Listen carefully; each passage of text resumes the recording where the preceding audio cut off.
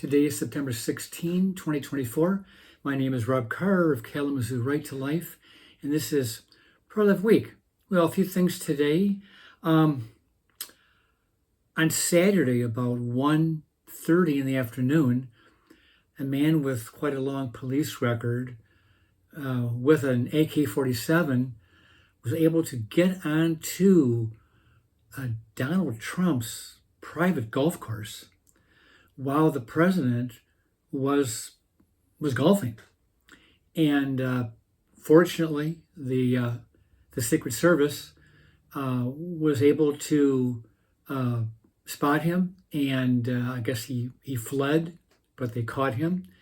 No shots were fired. No one was hurt. The man has been arrested. And apparently he is a left-wing activist as well as being a career criminal. So we'll see how this all plays out. But as usual, it's so predictable. But the national media, in reporting on this story, they seem to fall in line. Typically, it's Trump's fault. It's not the man's fault. It's Trump's fault because of Trump's rhetoric, of the main things he says about Democrats, about Kamala Harris, about Joe Biden, about the mainstream media. Trump says mean things, and it's his fault that someone wants to kill him. Well, I have heard the Democrats or the people in the liberal media refer to Trump as like Hitler or Mussolini. So, when you call somebody a Hitler or Mussolini, I consider that pretty mean too. I don't see any Trump people, any MAGA Republicans trying to shoot down Kamala Harris. But the unhinged people are on the other side. They really are. It's this Trump derangement syndrome that the liberals don't want to talk about, but it just really is true. There are people on the other side who are crazy when the name Trump comes up. And we see what's happening now. This is the second assassination attempt. This one obviously was not anywhere near as serious as the first one a few months ago. But still, it was a man with a rifle, a high-powered rifle, that had an intention on shooting Donald Trump. Okay. I've talked in the past about Amendment 4. This is the referendum in Florida that, if it passes, would enshrine abortion rights in the Florida state constitution, similar to what happened with Proposal 3 here in Michigan. Well, I mentioned a few weeks ago that there had been a survey taken by a university, and the results were very disturbing. It said 69% of Floridians would be voting in the affirmative. They would be voting yes, the pro-abortion yes on Amendment 4. Well, at the time, I questioned the results of that survey. The sample was quite small. Only 774 people had been sampled. In a state with that many million people, that was a pretty small survey.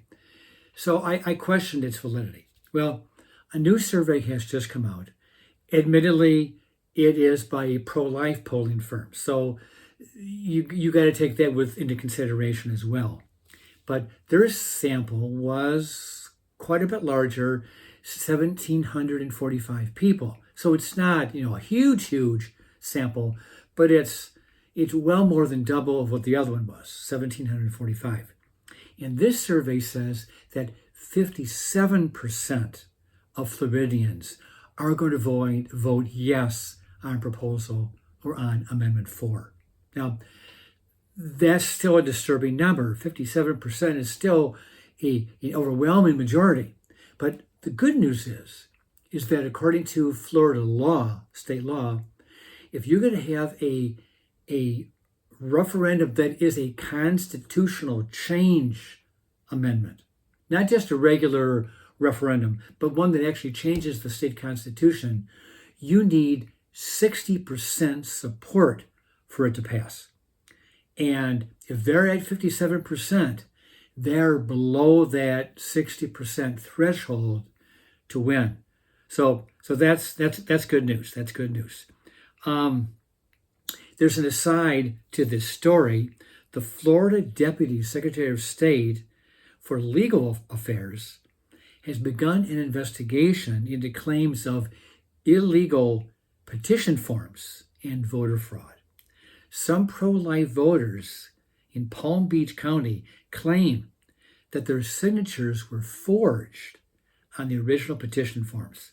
And the investigation has also revealed that deceased Floridians, their names are also appearing on petition forms. So we have problems in Florida with the original petition ballots. So we'll see how that plays out too. Thank God that Florida has a strong pro-life governor in Ron DeSantis and a strong pro-life administration that backs him up. Okay. I've talked before about what's happening in the state of Idaho. The Biden administration is demanding, really, they are demanding that the state comply with the government's interpretation on something called the Emergency Medical Treatment and Active Labor Act, EMTALA for short. And what the government is saying is that based on EMTALA, Idaho's hospitals, their emergency room hospitals, must provide abortions. The problem is that in 2022, the Idaho legislature passed the, let me see if I can get it right here, the Defense of Life Act that basically bans almost all abortions.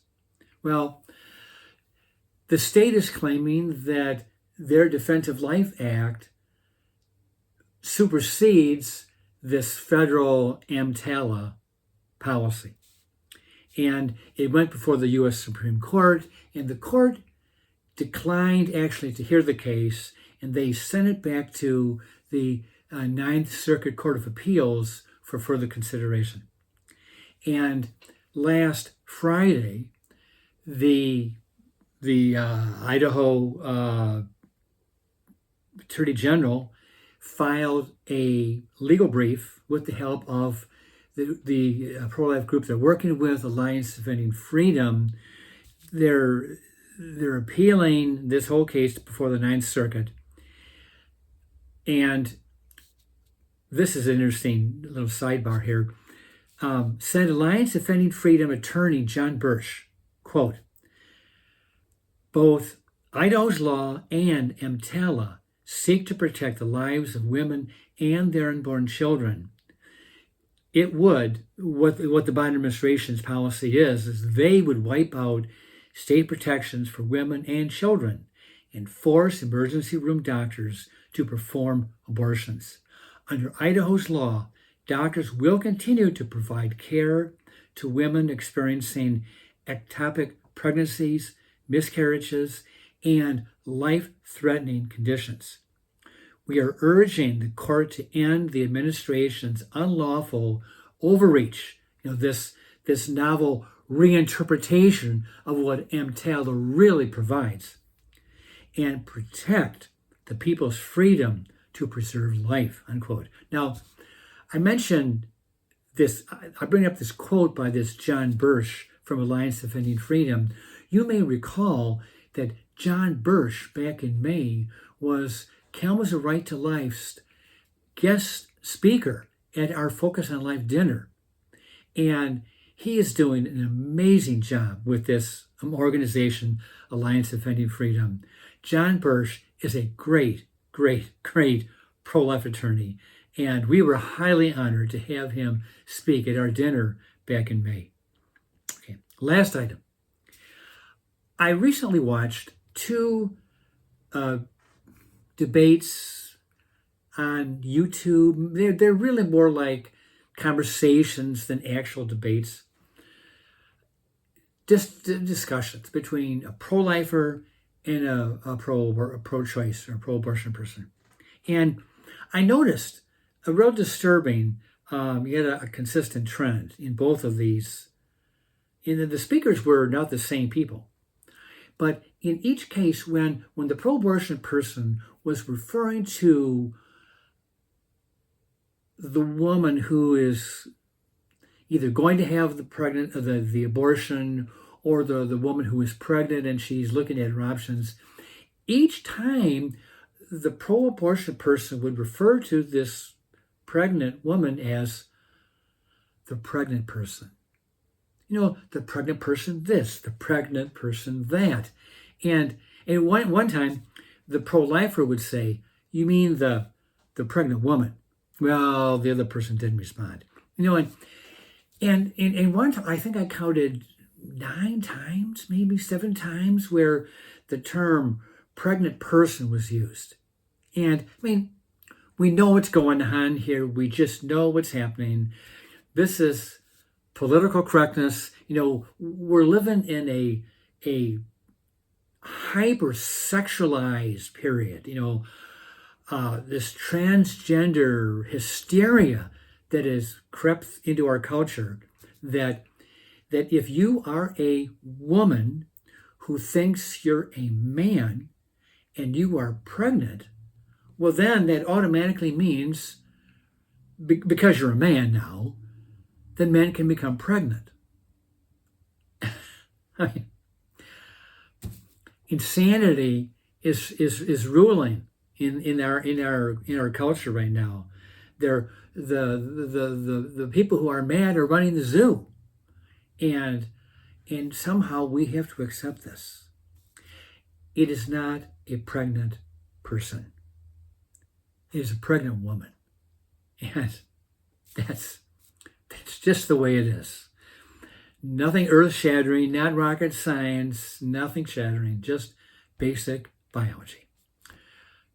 God help us because of what we're seeing in our culture. With that, I'll let you go, and I'll see you next time.